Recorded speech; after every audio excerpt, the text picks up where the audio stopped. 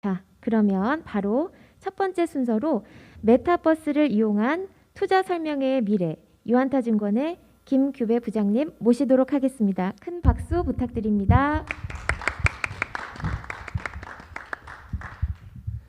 네, 안녕하세요. 조금 전 소개를 받았던 유한타증권에서 글로벌 마켓 세일즈를 담당하고 있는 김규배 부장이라고 합니다.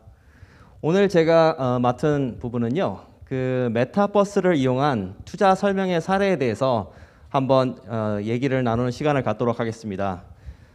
지난 11월 초에 제가 KRX 한국거래소 머니쇼에 투자 설명회 강사로 초빙이 됐었습니다. 그래서 이 사례를 중심으로 한번 말씀을 드리고자 하는데요.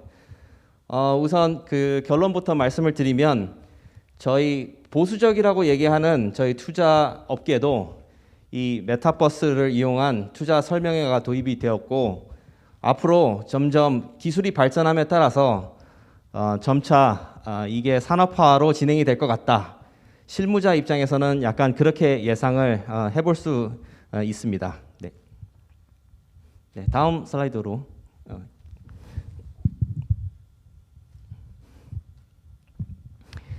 네, 많은 분들께서 투자 설명회에 대해서 한 번 정도는 그 참석을 하셨을 것 같은데요.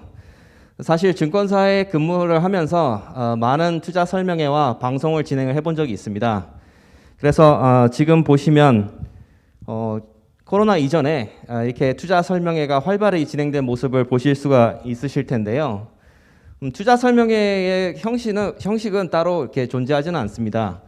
보시는 바와 같이 연단에 그 강사분이 앞에서 진행을 하시고 그리고 뒤에 착석을 하시고 이렇게 많은 분들이 투자자분들이 이렇게 설명회를 듣는 이런 방식으로 보통 진행을 하고 있습니다.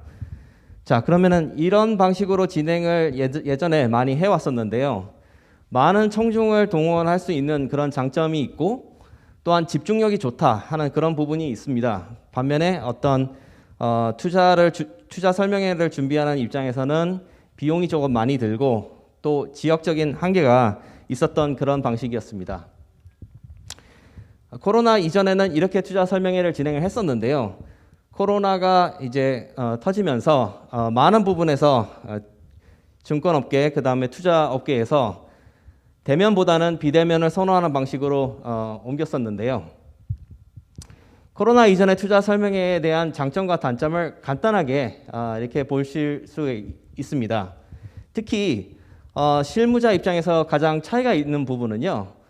예전에는 강사와 청중 간에 어떤 호흡이라는 게 존재했었습니다. 그래서 손을 들고 질문을 해주세요 했을 때 투자자분들이 자기가 궁금한 사항이 있으면 손을 들고 질문을 하고 또한 세 번째 보시면 중간에 투자 설명회에서 이게 커피 브레이크라고 해서 잠깐 중단을 해서 화장실도 다녀오시고 그리고 서로 모르는 사람들끼리도 이렇게 말을 걸면서 투자에 대한 너의 생각은 어떠냐 이렇게 서로 의견을 교환하기도 했습니다. 또한 투자 설명회를 진행을 하면 반드시 따라오는 게 있습니다. 이렇게 끝나고 나서 기념품이라든가 카탈로그라든가 이런 유인물들이 많이 투자 설명회에 비치가 되어 있습니다. 그래서 고객분들께서는 이 투자 설명회를 오시는 거에 대해서 굉장히 즐거워했던 그런 부분이 있습니다. 강사 입장에서는 많은 부분에서 컨텐츠 제작에 신경을 썼는데요. 미리 말씀을 드립니다만 앞으로 메타버스를 이용한 투자 설명회가 활성화되거나 비대면으로 활성화될 경우에는 과거에도 강사의 역할이 굉장히 중요했습니다만 앞으로는 더욱 이 강사의 컨텐츠라든가 강사의 역량이 더 중요해질 것이다. 제가 보는 방향은 그렇습니다. 반면에 단점으로는요. 이 설명회 같은 경우에는 부산에서 진행을 했었습니다. 부산에서 진행을 하게 되면 당연히 서울에 있는 분들은 또는 해외에 계신 분들은 참석하기가 어려울 수밖에 없는데요. 이렇게 과거의 투자 설명회는 지리적인 이런 약점이 있습니다. 그래서 행사를 진행하는 지역 외에 타 지역에서는 소외되는 그런 현상이 보여지고요. 또한 물리적인 공간에 한계가 있어서 참석자 수가 제한이 될 수가 있습니다. 보통 설명회를 진행하면 200명 이상 진행하기가 굉장히 어렵습니다. 현실적으로. 그래서 마지막에 보시면 특정인들의 전유물이 될 수 있다. 이게 사실 가장 큰 한계입니다. 그래서 지난 KRX 설명회에서는 새롭게 온라인과 오프라인을 동시에 진행하는 그런 설명회를 진행을 하였습니다. 그래서 제가 알기로는 국내 최초로 진행을 했는데요. 오프라인과 메타버스를 이용해서 동시에 진행해서 처음으로 이런 방식으로 투자 설명회가 진행이 됐습니다. 참고로 제가 맡았었던 부분은 그 투자자분들이 굉장히 생소한 주식 선물이라고 하는 파생 상품에 대한 부분인데요. 주식 선물과 같은 이런 부분은 사실 굉장히 전문가들도 어려워하는 그런 부분입니다. 그래서 대면 설명회 또는 비대면 설명회 또는 이렇게 메타버스를 이용한 설명회에서도 진행을 준비하는 제 입장에서는 과연 얼마나 메타버스를 이용해서 쉽게 전달을 할 수 있을까, 이게 가장 큰 고민이었습니다. 그래서 실제로 진행된 그런 과정을 한번 보여드리도록 하겠습니다.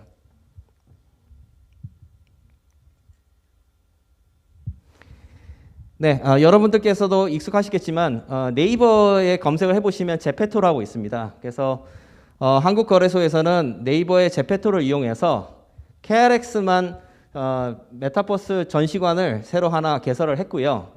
이 제페토의 메타버스 전시관을 통해서 많은 투자자분들이 물리적인 제약 없이 이렇게 접속을 해서 참석을 할 수가 있었습니다. 아마 제페토를 처음으로 한 번도 이용해보지 않으신 분들 같은 경우에는 저렇게 가상의 인물들이 나와서 이렇게 활동하는 것이 굉장히 생소하실 겁니다. 사실 여담입니다만은 처음에는 제가 이 투자 설명회를 많이 해본 경험이 있다 보니 KRX에서 이 설명회에 대해서 메타버스 설명회를 해달라라는 요청이 왔을 때 그냥 크게 염두에 두지 않고 오케이를 했습니다. 근데 막상 메타버스를 통해서 진행을 하려고 해보니 이게 사실 준비하는 입장에서는 굉장히 만만치가 않더라고요. 가장 큰 이유는 저도 나이를 먹어서 그런지 이 방식 자체가 굉장히 생소했습니다. 새로 제가 어떤 게임을 그렇게 즐겨하는 그런 성격도 아니고 제가 직접 저의 모습이 아닌 가상의 약간 대리인을 내세워서 이렇게 하는 방식 자체가 굉장히 익숙하지 않았습니다. 어쨌든 투자 설명회를 진행해야 되기 때문에 제가 가상의 인물을 하나 만들었습니다. 그래서 왼쪽에 보시면 부산국제금융센터라고 이렇게 보실 수 있으실 텐데요.